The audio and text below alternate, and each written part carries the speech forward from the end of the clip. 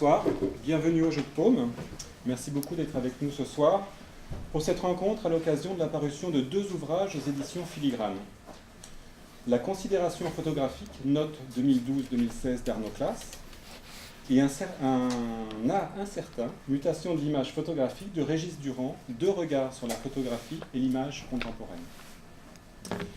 Nos auteurs dialogueront avec Héloïse Conesa, conservatrice à la Bibliothèque nationale de France, en charge de la collection de photographie contemporaine. Merci à vous trois d'avoir répondu favorablement à notre invitation. Arnaud Classe est photographe, auteur de plusieurs ouvrages sur l'image.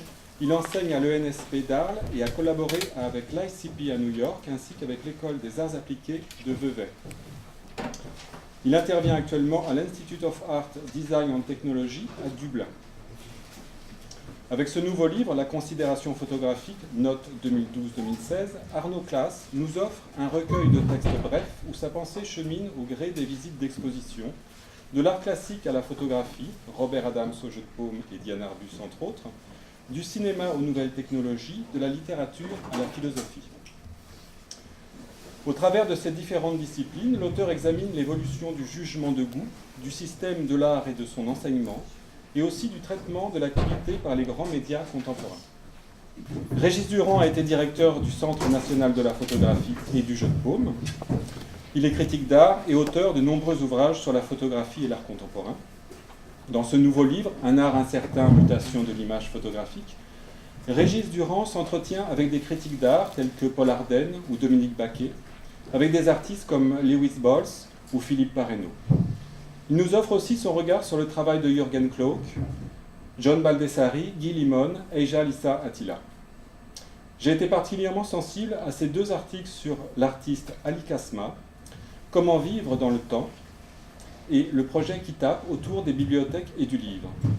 Ali Kasma fera l'objet d'une grande exposition au Jeu de Paume en octobre prochain. En fin de rencontre, je vous invite à nous retrouver à la librairie, autour d'un verre, pour prolonger l'échange avec les auteurs et y retrouver également leurs différents ouvrages.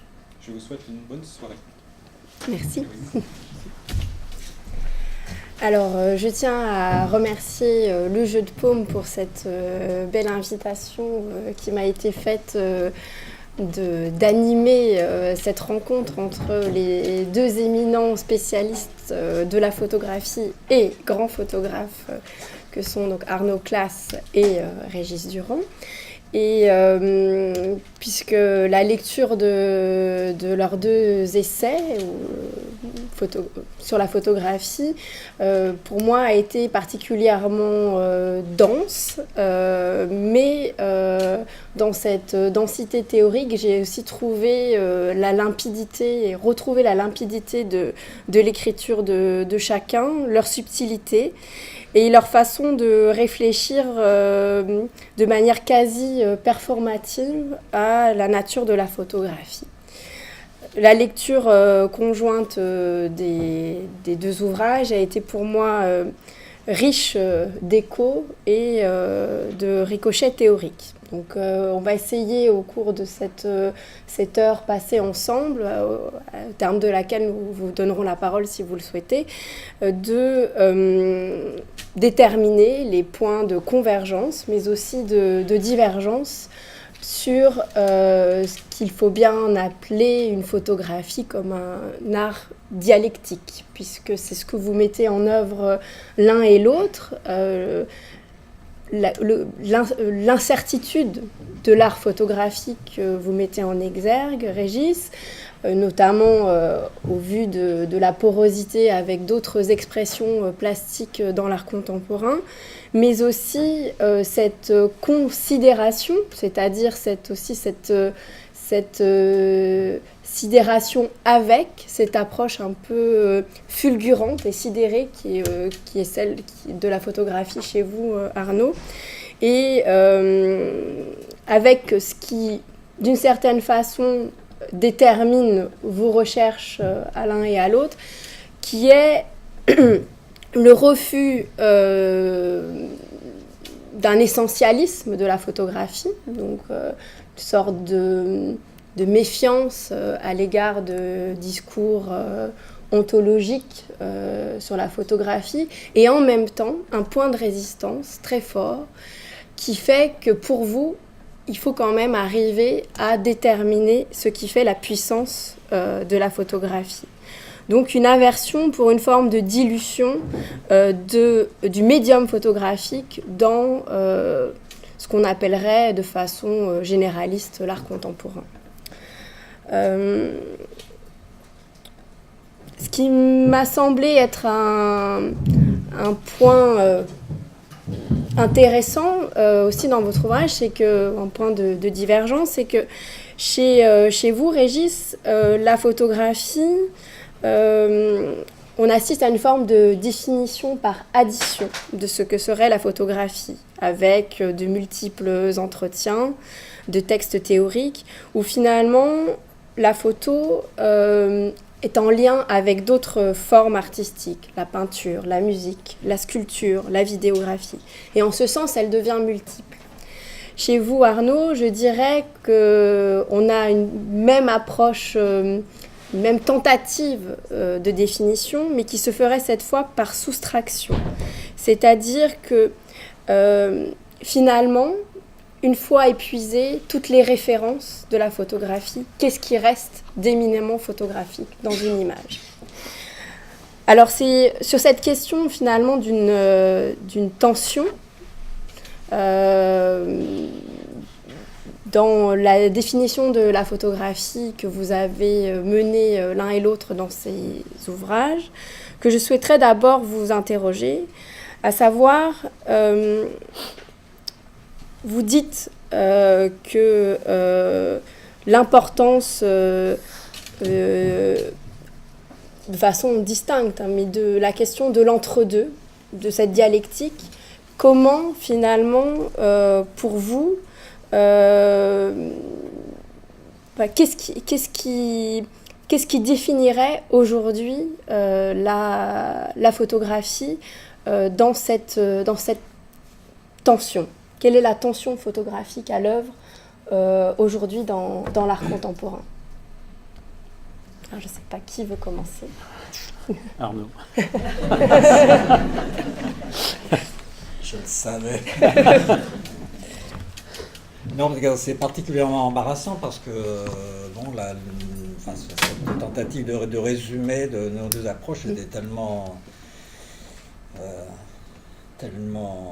bonne en termes de synthèse, que dire. Enfin, cette affaire d'entre-deux, pour moi, est au cœur de la singularité, puisqu'on ne touche pas trop au terme de ontologie. On sait que c'est un mot qui est un peu comme une mine antipersonnelle, on le manipule et puis il vous explose dans les mains, dans les pieds. Donc je préfère utiliser le terme de singularité. Il y a quelque chose de très singulier que je rapporte, moi, à l'exercice de l'observation visuelle, mais vraiment au ras du sol, au ras de l'expérience de tout un chacun à tout moment. C'est-à-dire qu'est-ce qui se passe quand notre regard est frappé par un objet, une scène qui peuvent être de la plus grande banalité. Et c'est justement ce décrochement, cette entre-deux, cette qualité de présence. Et c'est pas du tout un discours d'ambition métaphysique, hein, c'est un constat de la vie quotidienne. Quand on est frappé visuellement par un objet ou par une scène, c'est parce qu'elle est à la fois, ils sont cette chose ou cette scène, à la fois entièrement elle-même et aussi un peu autre chose. Par quoi justement on les remarque. Et il me semble que la photographie, sa singularité comme médium, encore un autre mot dangereux, réside dans sa capacité à saisir, à transcrire ce type d'expérience. Ce qui fait que la photographie la plus pure, troisième mot extrêmement dangereux, peut être complètement traversée par la connaissance ou la sensibilité à la peinture, à la littérature, à la musique, à la sculpture et à tout ce qu'on voudra. Autrement dit, pour en finir avec ma première remarque qui voulait être brève, c'est que être purement photographe, dans les meilleurs des cas, et c'est le cas en tout cas pour tous les photographes que j'admire dans l'histoire ou sur la scène contemporaine, sont des artistes qui sont donc strictement photographes d'un côté, mais qui de l'autre, alimente sans cesse l'art de voir aux sources d'autres disciplines. Ça ira comme ça. Oui. Ou l'art de voir aux sources d'autres disciplines, c'est aussi ce qui... Oui. Que dire nos deux ouvrages sont aussi dissemblables que possible. Et nos expériences respectives aussi. Arnaud, il y a quelque chose qui est absolument inégalable et irremplaçable, c'est le fait qu'il est photographe, ce qui n'est pas mon cas. Donc déjà, si vous voulez, c'est une différence qui a une extrême importance parce qu'elle va un peu conditionner ce qui est notre approche de ce que j'ai appelé dans d'autres ouvrages l'expérience photographique. Mais dans le fond, c'est pas si différent. En écoutant Arnaud, je me disais que nos points de vue, nos approches n'étaient pas aussi différents que ça, dans le fond. C'est-à-dire qu'il y a, chez moi, par exemple, l'intention n'est pas du tout d'explorer les franges de la photographie, par exemple. C'est pas du tout mon propos.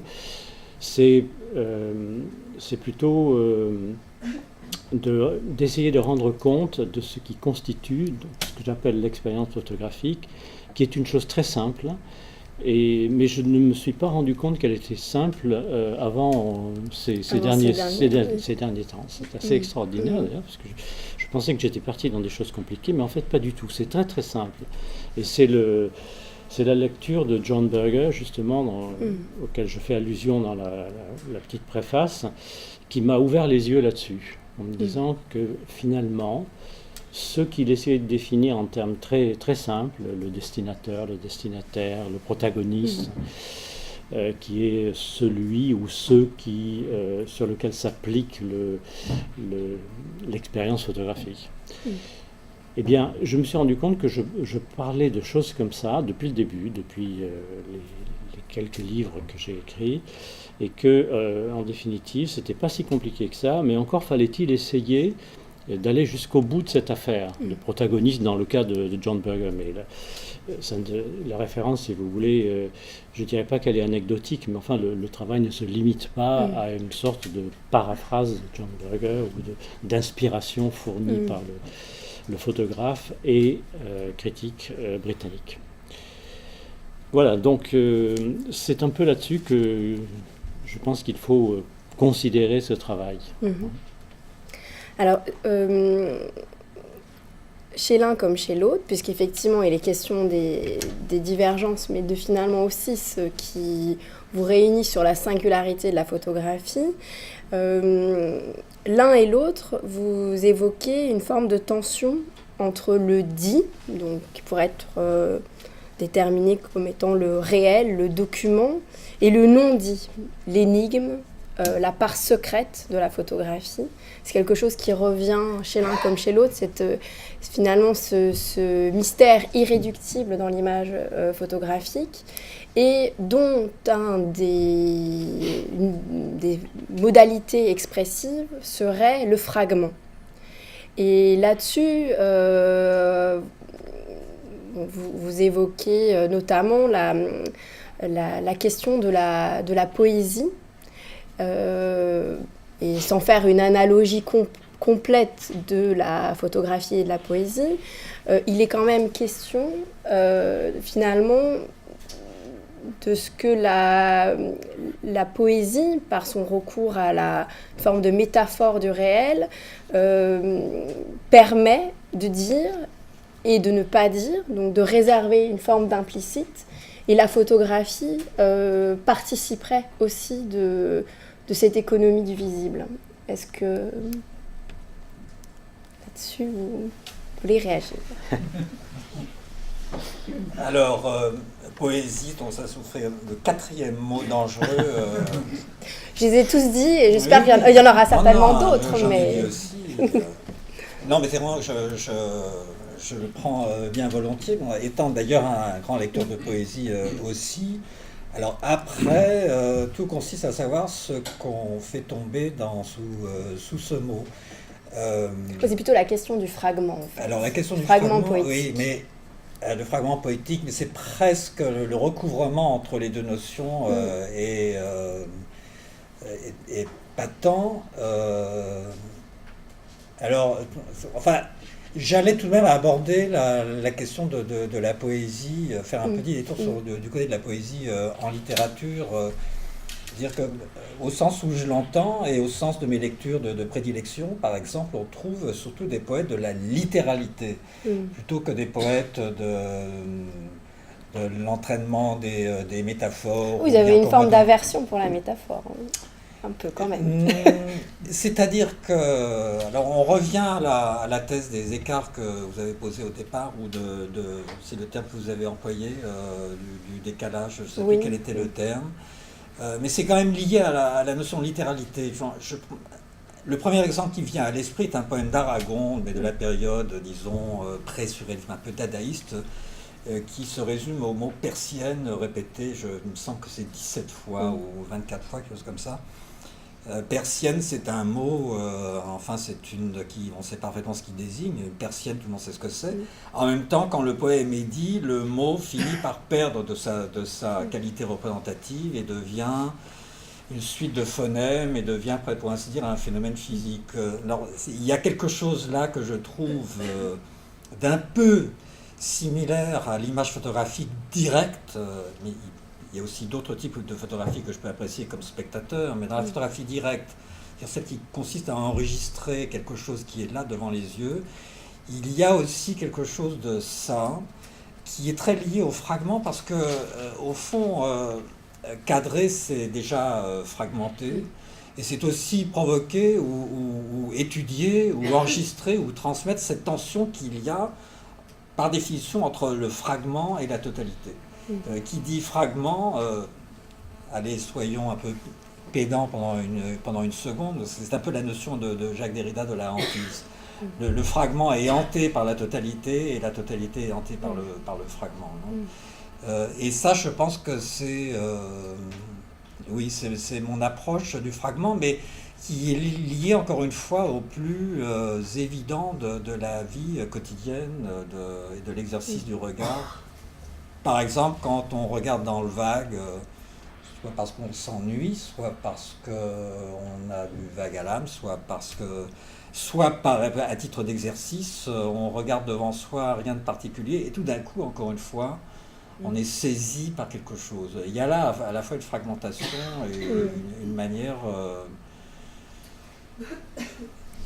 pourquoi ne pas utiliser le mot, en fait, une manière épiphanique d'éprouver le réel. Et la question du fragment, ce n'est pas tout à fait celle de la fragmentation ou de la défragmentation. Vous avez dans votre livre un entretien avec Parreno qui évoque cette question de la défragmentation, qui est un terme informatique en fait. Mais vous avez une approche un petit peu distincte aussi du fragment. J'avais pas l'impression que la poésie fut particulièrement présente dans ce livre, en tout cas. Elle est peut-être présente à l'arrière-plan, mais c'est pas quelque chose que je serais tenté de... il y a quand même... Dans le tien. Oui, dans le bien. Oui. Ceci dit, il y a quand même la récurrence de textes poétiques, de Baudelaire, de Eliot, d'Hölderlin, et notamment la phrase de T.S. Eliot que vous citez à maintes reprises. Sur les fragments. These fragments. Mais alors ça, c'est effectivement la notion de fragment que je dissocierai de l'idée du poétique, si vous voulez. Elle est très importante. D'abord parce que pour une raison toute bête, qu'est-ce que c'est que ces fragments que j'ai réunis, que j'ai rassemblés? Ce sont des choses que je tente d'une manière un peu vaine, sans doute, mais que je tente de sauver de la ruine. C'est-à-dire ce sont des textes qui ont paru dans des revues un peu partout, que beaucoup de gens n'ont pas pu lire ou auxquels ils n'ont pas accès parce que les revues c'est difficile à manipuler. Et donc pour moi il y a un côté effectivement proche de ce que dit T.S. Eliot, de sauver ces fragments contre la ruine. Ça, c'est très important. Et en même temps, c'est aussi une affaire d'écriture. C'est un module, le fragment, qui me convient. Alors, c'est pas le même fragment que chez toi, Arnaud. C'est-à-dire, c'est pas le fragment de la note prise au passage, comme ça, au vol, une sensation, une couleur, une photo. Ce sont des fragments construits. Ce sont des fragments qui chacun sont des totalités eux-mêmes. Donc c'est une approche complètement différente de l'idée de fragments et de fragmentation.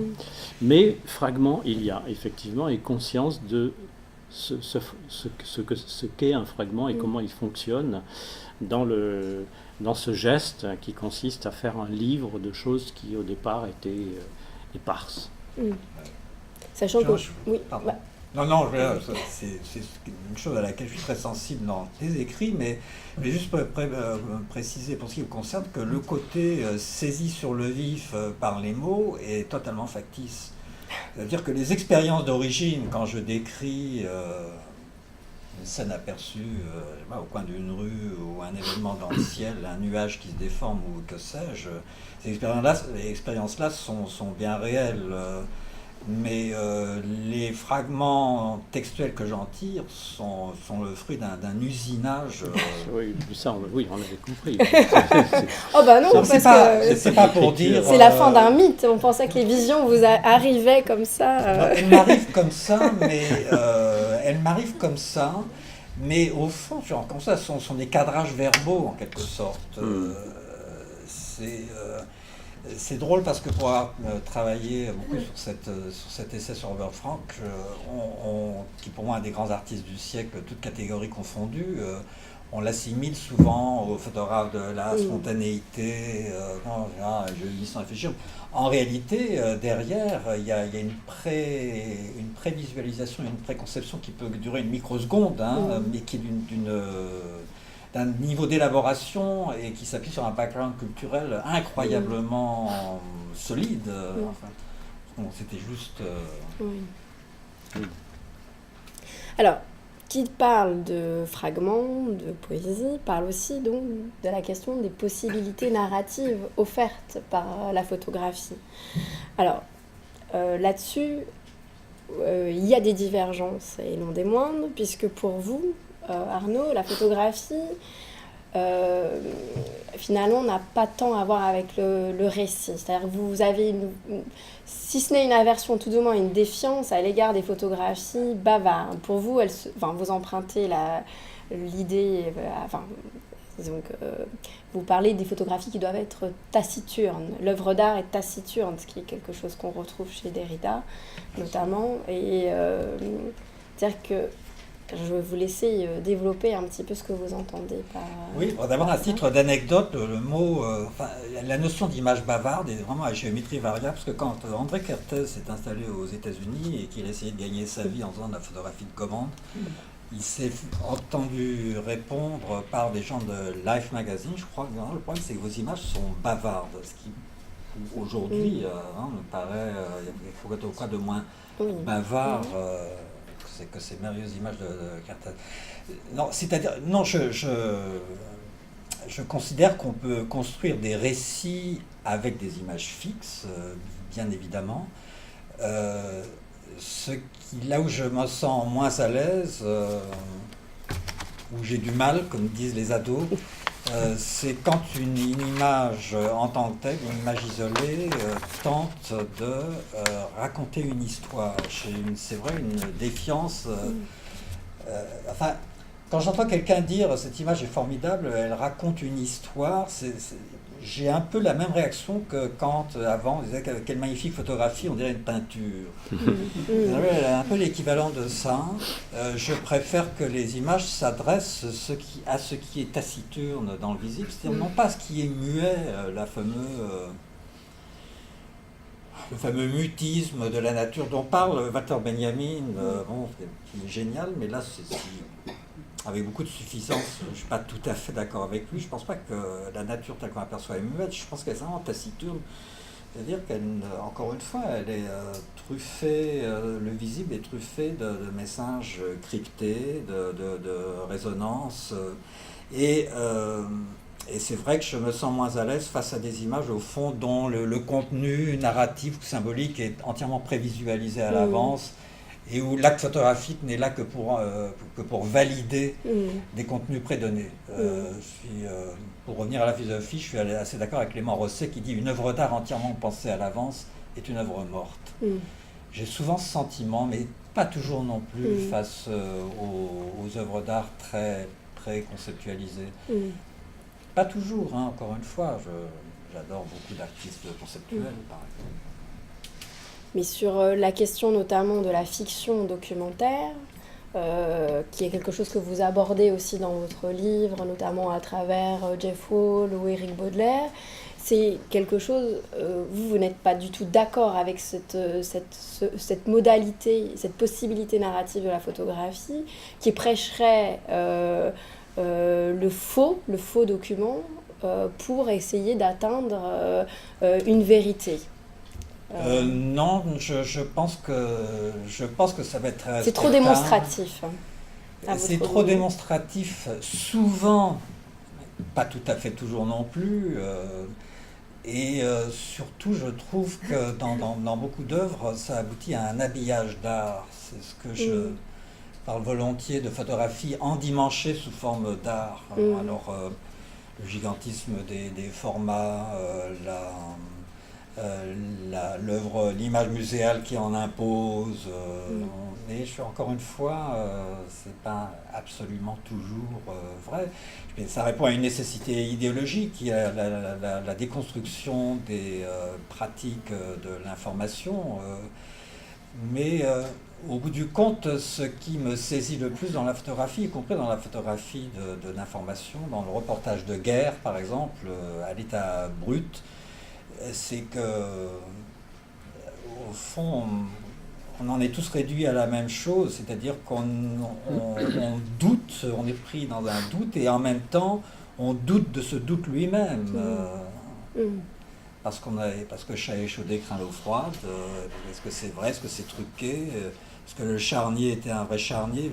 Il n'empêche que l'image témoigne tout de même d'une réalité, c'est que ce qui est là sur la surface du papier ou de la transparence a bien été là. Sauf invention entièrement numérique. En tout cas, je suis souvent gêné du côté des fictions documentaires par une sorte de prétention discursive.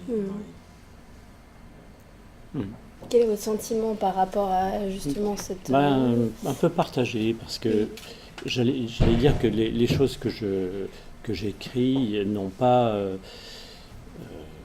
vraiment affaire au récit. Et en plus, je suis assez opposé à cette idée un peu sous-jacente, un peu partout dans la doxa, comme ça, que finalement tout tendrait vers le récit, que le récit serait l'aboutissement de quelque chose. Donc je ne suis pas... Je n'approuve pas ça du tout. Vous évoquez la question du récit intérieur de la photographie, du discours ça. virtuel aussi, qui rejoint un peu cette idée d'une photographie taciturne. Exactement. Mais le rôle du critique serait à ce moment-là de mettre en exergue ces forces du récit à l'œuvre. Quitte à en développer un autre.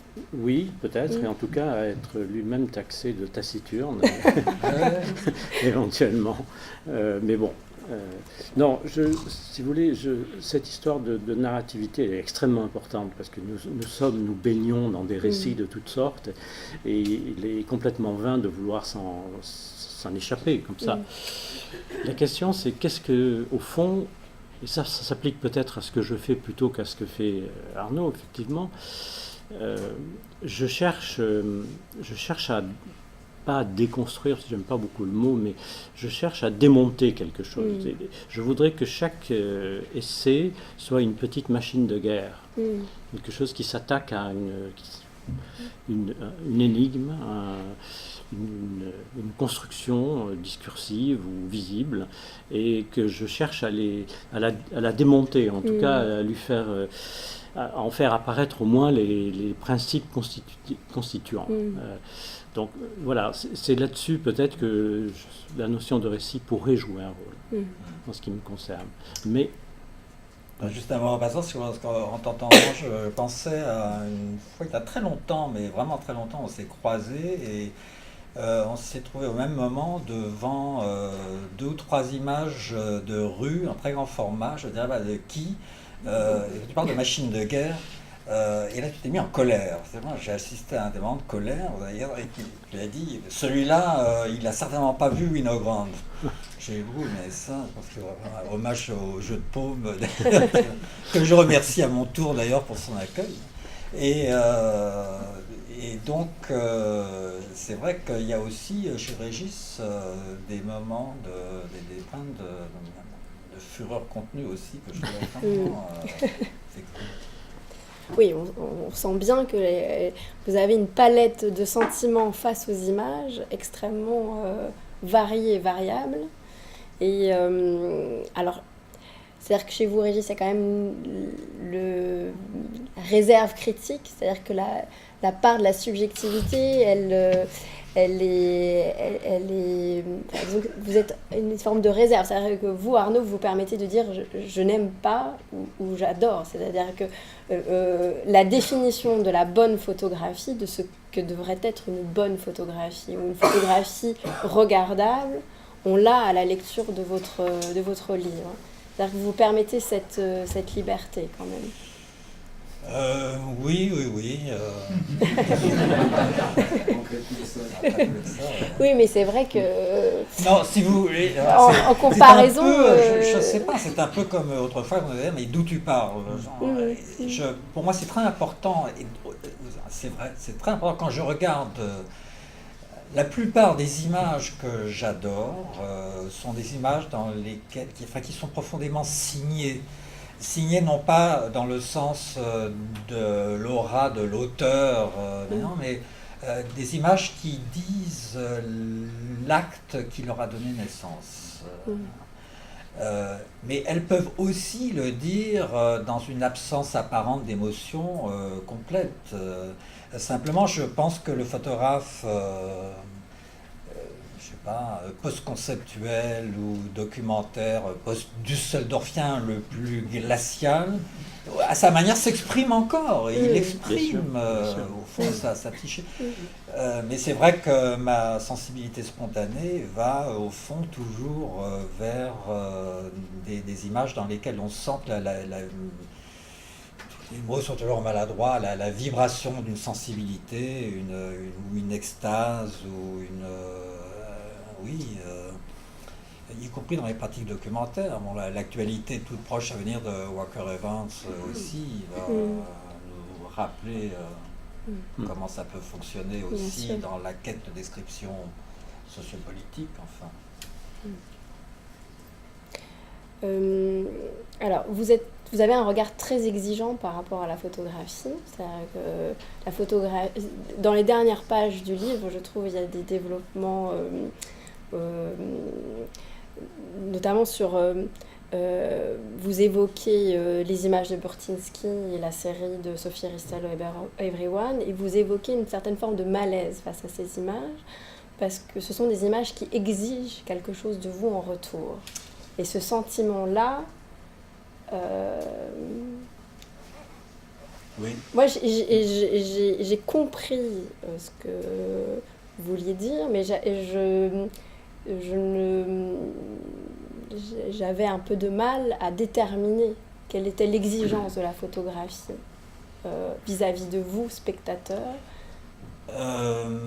C'est-à-dire que devant une image ou devant une œuvre d'art en général, je n'aime pas beaucoup avoir le sentiment d'être l'objet d'une réquisition, d'une assignation à résidence. Et c'est vrai que le gigantisme des formats ou une certaine...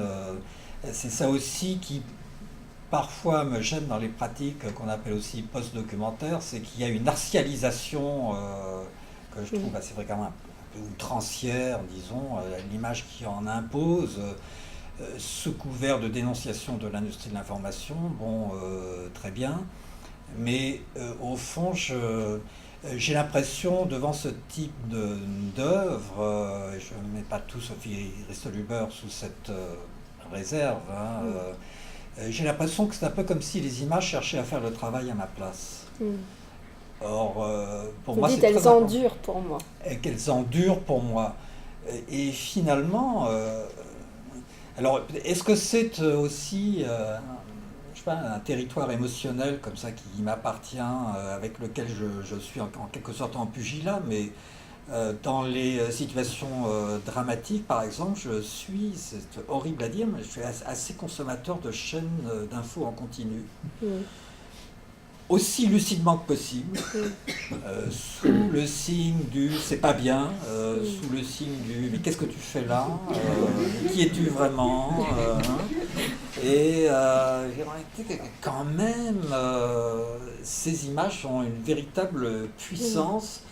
Et j'ai des doutes à ce moment-là face à l'artificialisation, à la muséification de cette... je suis très, très conscient, hein, c'est pas bien du tout, c'est les grands groupes audiovisuels, c'est la pouvoir du capital. Non, mais c'est le genre de choses qu'on n'avoue pas si facilement. Mais au moins je pense. Oui. Je pense. Comme ça ne pense pas dans le téléviseur, au moins moi je le pensais. Il y a la différence avec moi, parce que moi je ne pense pas quand je regarde ça. C'est même le but de l'opération en quelque sorte. Et ça ne joue pas un rôle très important chez moi, mais je comprends ce que tu veux dire. Moi, ce qui m'intéresse beaucoup, c'est cette idée d'une œuvre. C'est pour ça que j'ai mis un certain scepticisme par rapport à la photographie en général. Je m'intéresse à des œuvres qui peuvent s'investir dans des supports très différents les uns des autres, tout en restant quand même liés à ce monde de l'image que je connais un peu mieux que d'autres zones. Je les vis très souvent comme des énigmes. Et j'ai envie non pas de déchiffrer ces énigmes, parce que ça serait vraiment très prétentieux, mais j'ai envie de les démonter un peu, de chercher à savoir ce qui est en jeu véritablement. Quel est véritablement l'objet de l'opération photographique, si photographie il y a. Donc ce que Berger appelle le protagoniste, mais peu importe. Essayer de comprendre finalement qu'est-ce qui est en jeu dans tout ça. Alors, c'est pas en contradiction avec ce que tu fais dans ton travail, bien entendu, puisque... Mais moi, ça prend comme objet des choses qui sont assez différentes et une façon de les problématiser qui est peut-être aussi un peu différente, parce que je me suis, à tort ou à raison, un peu éloigné de l'image photographique stricto sensu.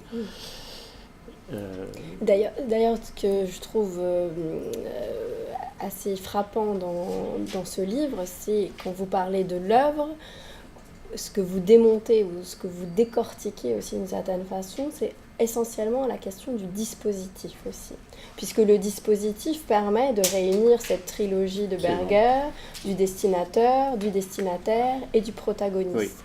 Oui. Et vous le faites avec les œuvres de Klauke, avec voilà, tout, par Reynaud, tous, la question du dispositif est très importante. Oui. Et alors, ce que je trouvais aussi intéressant, c'est que vos deux figures tutélaires qui vous accompagnent dans cette entreprise de décortiquage des dispositifs, c'est Berger, vous l'avez dit, mais c'est aussi Michael Fried, donc deux penseurs anglo-saxons, avec, pour Marie Beauvau par exemple, la question du layerness, donc le feuilletage, et puis chez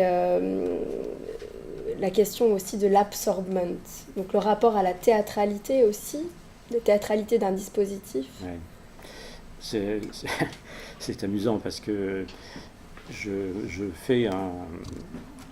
Je ne sais pas comment appeler ça, mais enfin, disons que je reçois et je présente au musée de Strasbourg des historiens de l'art sur lesquels la chaîne Histoire a fait un film. Donc on invite l'historien de l'art en question à venir présenter son film et à débattre avec le public comme vous aujourd'hui. Et la semaine prochaine, on reçoit Michael Fried, précisément. Belle coïncidence. Ouais. Et bon, l'œuvre de Michael Fried, je me suis plongé dedans depuis, ça ne date pas d'hier, mais enfin, j'ai relu pas mal de choses et c'est vrai que c'est une œuvre absolument extraordinaire et qui joue pour moi un très grand rôle, même si je ne le cite pas à chaque coin de Non. ligne de texte, Non. mais c'est Mais il y a deux moments. oui, c'est assez c'est fort, quelqu'un oui. qui a une pensée absolument extraordinaire, je trouve, par son ampleur, par sa créativité, ses inventions de termes, et aussi par une quasi-obsession chez lui, si j'ose dire ça, sur la question de la théâtralité, qui s'est avéré chez lui un concept d'une très grande créativité, qu'il mène, qui lui sert de guide, d'inspiration depuis 50 ans, qui est quand même extraordinaire.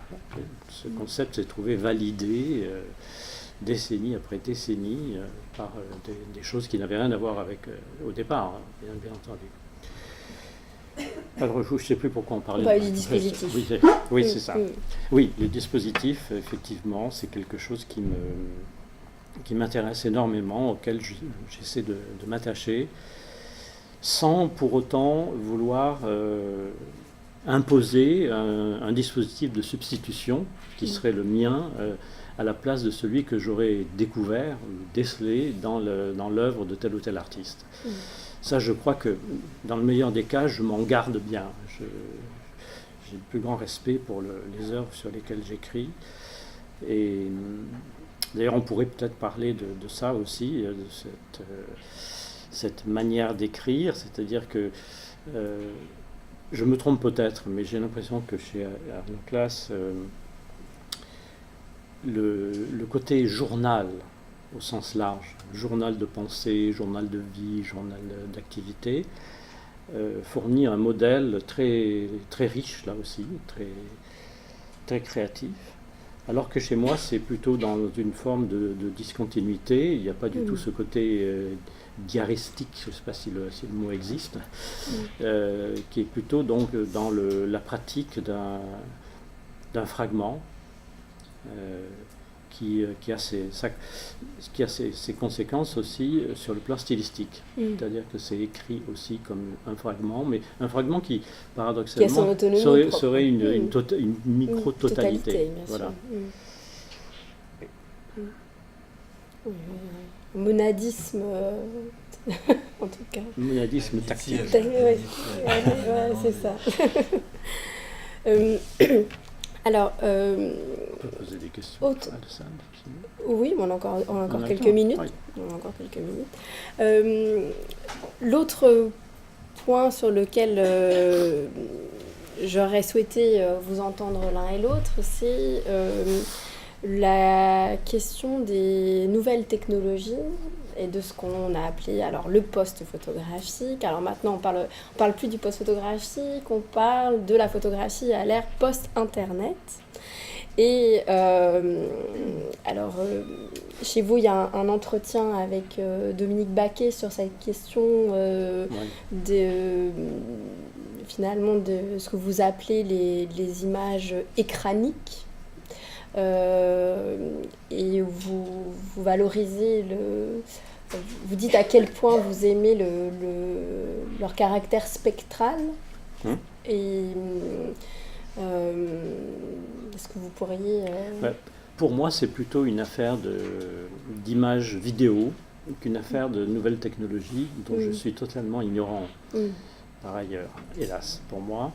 Mais si vous voulez, lorsque je parle de ces images spectrales, pour moi, ce sont des images de vidéo en fait. C'est la vidéo qui pour moi a pris le relais des images photographiques,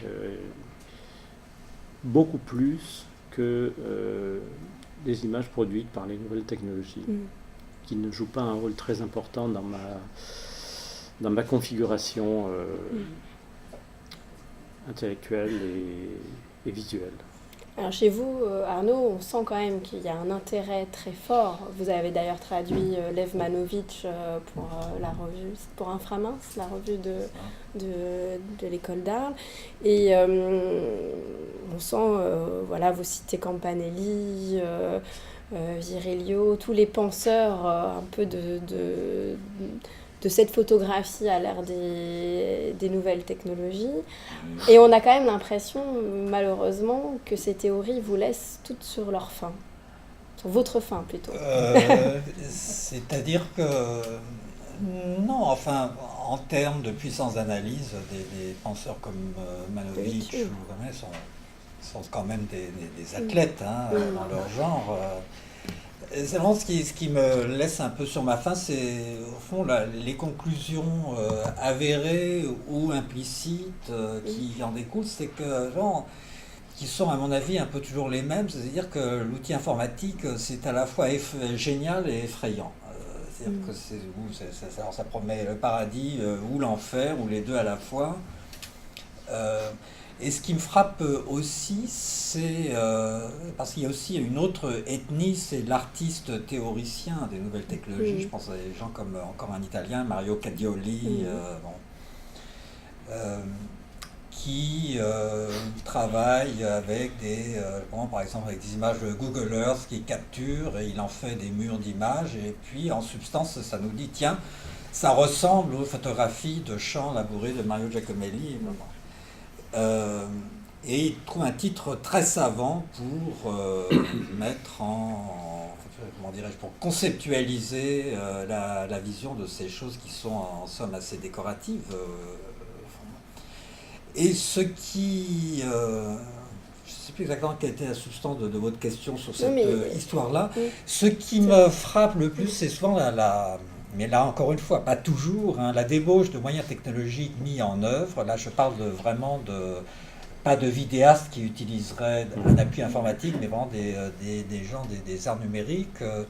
C'est la débauche de technologies mises en œuvre pour arriver à soit des expériences visuelles comparatistes. Oui, comparatistes, je dirais presque vulgairement comparatistes. Ceci ressemble à cela. Mais je ne suis pas sûr qu'il y avait besoin d'une telle débauche de programmes informatiques pour nous le dire. Ou alors, encore ça a un certain contenu, ou alors au pire ça aboutit à des formes d'art font décoratifs, mais j'ai aucun mépris pour les arts dits décoratifs. Ce sont les arts décoratifs qui ont l'ambition de ne pas se réduire à ça, mais qui finalement retombent un peu dans une forme de limitation. Tout ça pour dire en tout cas que ces gens, tout de même, ces artistes qui ne se disent pas du tout photographes, mais qui utilisent ces nouveaux outils, me paraissent tout bien considérés, souvent quand même plus intéressants que les photographes qui disent « moi je suis photographe, mais pas tout à fait ». Un photographe qui utilise l'outil numérique pour modifier, ça paraît souvent assez vain finalement. Je préfère les artistes, je trouve que les artistes généralistes, quand ils s'emparent de ces outils, sont souvent plus audacieux que les photographes. Et parmi les jeunes étudiants que vous avez accompagnés tout au long de ces années d'enseignement à l'école d'Arles, le rapport qu'ils pouvaient entretenir avec la technologie et ces nouveaux médias, comment vous les avez accompagnés dans cette recherche avec la plus grande tranquillité, parce que j'ai des capacités d'adaptation, je crois, avec le temps qui se sont améliorées. J'ai jamais eu aucun problème et le camp d'en face, si je puis dire des choses comme ça, n'a jamais eu aucun problème non plus avec le fait d'être, dans la relation entre moi qui suis un photographe du sensible, ouvrez des paquets de guillemets, et quand j'ai travaillé avec un étudiant ou une étudiante qui était dans une veine beaucoup plus préconceptualisée ou intellectuelle, de nouveau paquet de guillemets, parce qu'il y a un plaisir intellectuel de l'échange, et puis ce qui m'intéresse le plus, c'est de voir où chaque étudiant essaye d'aller, souvent même sans trop le savoir. Cela dit, il y a eu une phase un peu d'alerte, il y a eu des phases d'alerte comme ça, il y a eu des phases d'alerte du mouvement, la prise de pouvoir un peu, ou tentative d'hégémonie, comme ça, une pensée un peu du côté de la nouvelle objectivité. Alors tout ce qui n'était pas de ce côté-là, c'était pas bien. Après, il y a eu l'accueil à bras ouverts des nouvelles technologies. Bon, très bien. Maintenant, et revenons quand même un peu aux fondamentaux. C'est assez frappant chez les étudiants actuels, un retour d'intérêt très fort pour, encore une fois, la photographie la plus directe. La photographie sans appareil, notamment. Notamment, oui, mais quand même d'une manière assez, enfin, vous voulez dire type sténopée et oui, tout ça. C'est ça. Oui, il y a même ça, parce que quand même assez minoritaire, mais il y a une veine photo povera qui est vous évoquez d'ailleurs dans votre... que j'évoque aussi. C'est quand même très intéressant, mais au fond du fond, je suis d'accord avec un autre philosophe contemporain qui est Slavoj Žižek, qui est dans un livre qui est intitulé Parallaxe, dont la lecture demande un peu des chaussures de montagne, un équipement de haute altitude. Mais en gros, il y a un chapitre où il nous dit on se plaint des adolescents qui sont justement dans l'obsession de l'écran. Lui, sa thèse, c'est de dire que de toute façon, le corps biologique, le soma, tant qu'il existe, tant qu'on ne sera pas robotisé et bourré de puces électroniques, le corps fera retour. Même chez ces adolescents, ils sont vraiment victimes, si on veut, de l'industrie informatique. Et je crois que c'est quand même un peu vrai ce qu'il dit là. Très bien. Alors, maintenant, on peut peut-être vous passer la parole. Oui, quand même. Si, j'imagine, il y a des questions. Sinon, j'en ai plein d'autres en batterie, mais quand même, c'est votre...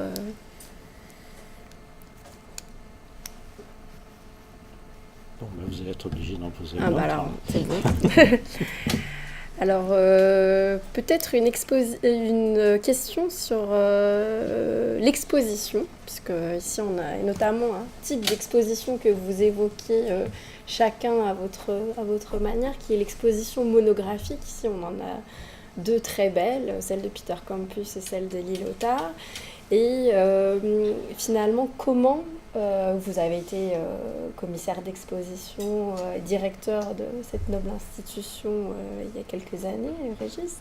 Et donc vous avez bien sûr votre avis sur la question.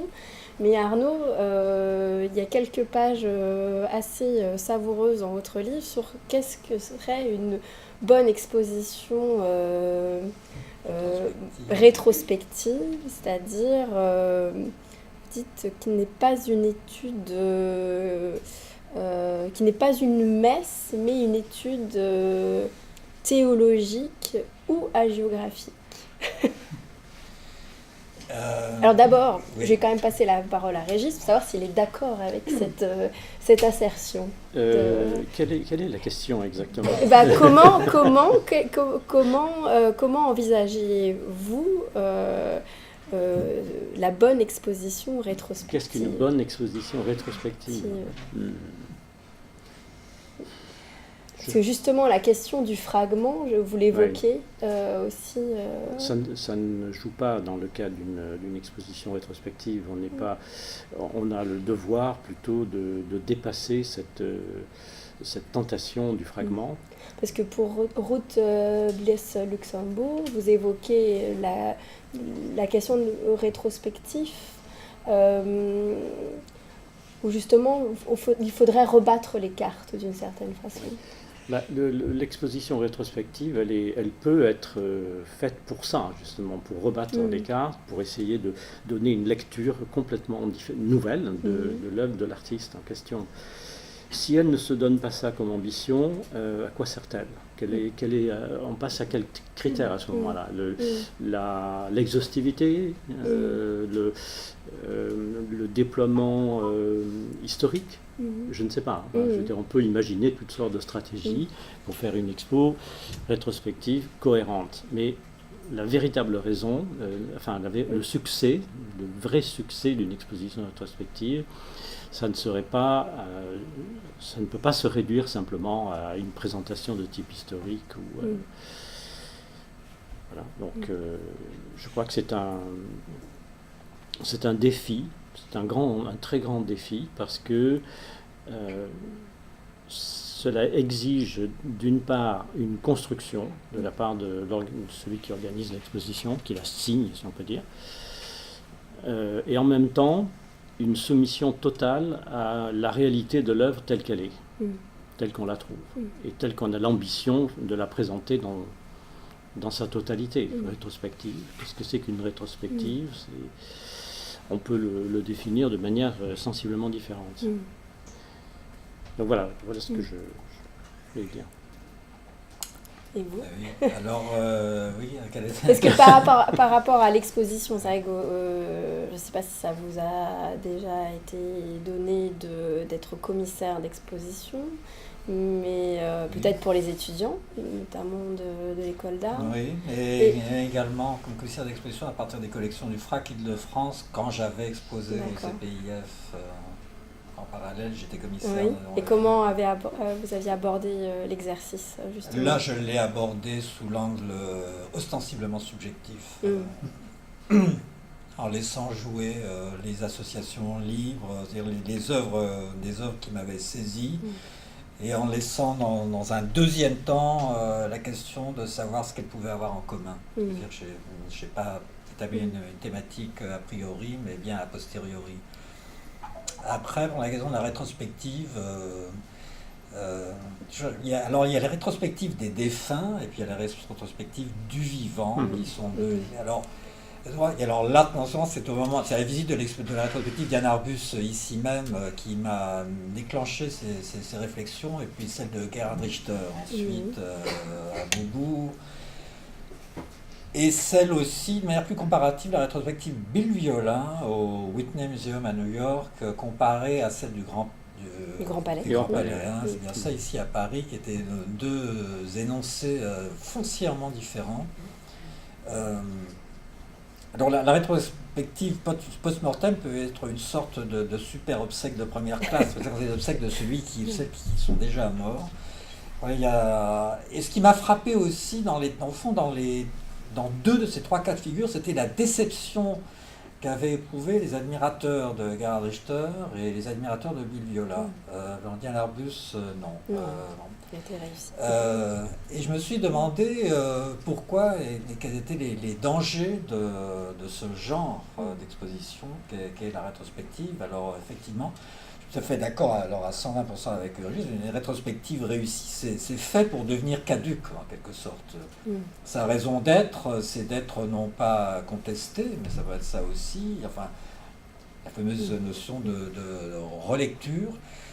Et sur un plan plus philosophique ou métaphysique, c'est une charge de responsabilité pour un commissaire d'exposition qui est énorme. Pourquoi?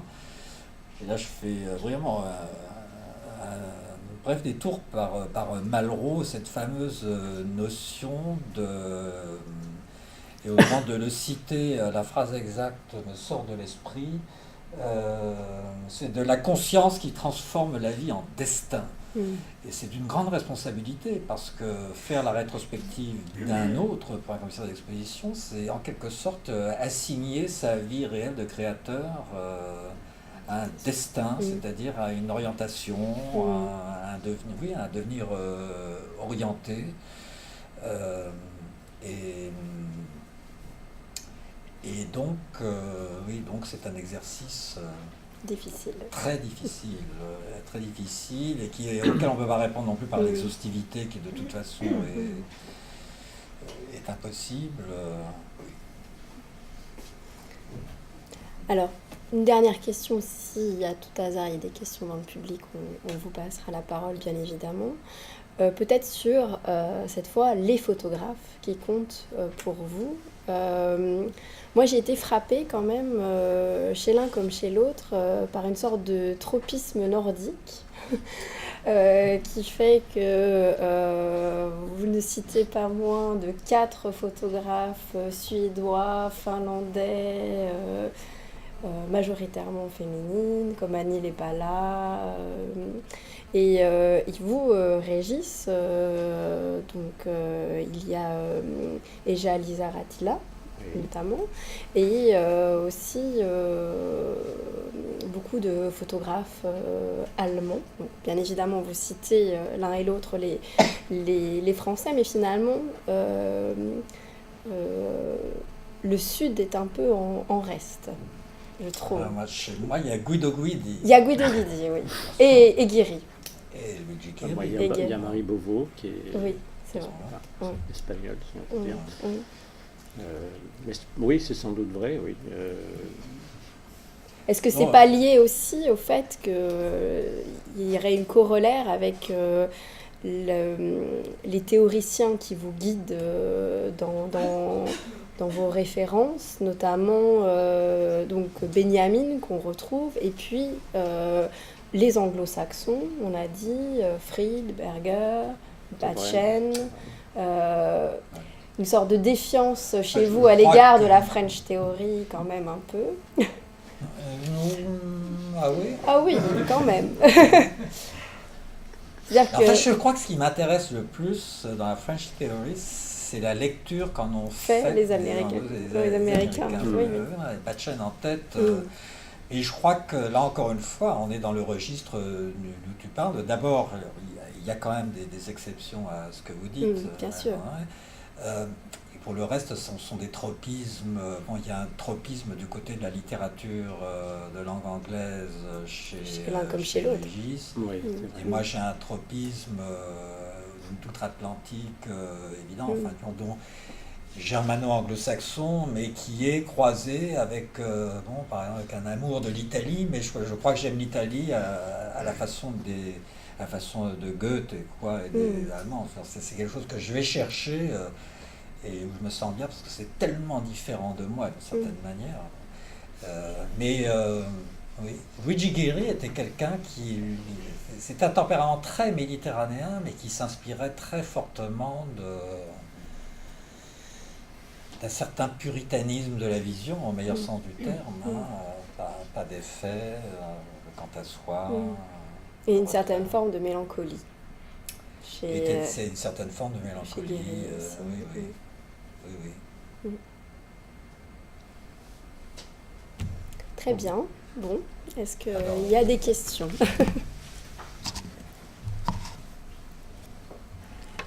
Alors, nous sommes loin d'avoir épuisé toutes les ressources de vos deux livres. Il faut les lire. Il faut les lire. Voilà. Moi, je voudrais juste ajouter quelque chose en lien avec le travail d'Arnaud Wiesinger, puisqu'il est vraiment, je reviens sur cette affaire de la déconstruction, c'est pas le terme qu'il faut, enfin, de l'interrogation du système de l'information. Je pense également à des gens comme Bruno Serralong.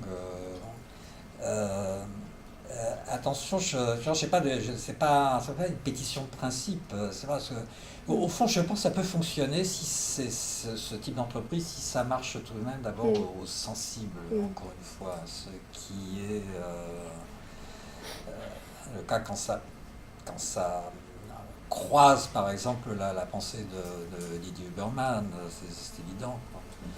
Et donc, je dis ça pour ne pas sur ce terrain-là apparaître comme un dogmatique que j'espère ne pas être. Non, bien sûr que non. Mais non. Mais non. Non, mais tout est très subtil, comme je l'ai dit, dans les deux livres, en fait. Je trouve qu'il y a beaucoup de finesse dans les analyses et beaucoup de sensible aussi. Voilà. Donc je ne peux que vous enjoindre à acheter les deux livres et à les lire avec la même avidité que moi. Voilà. Donc en tout cas, merci beaucoup à vous deux.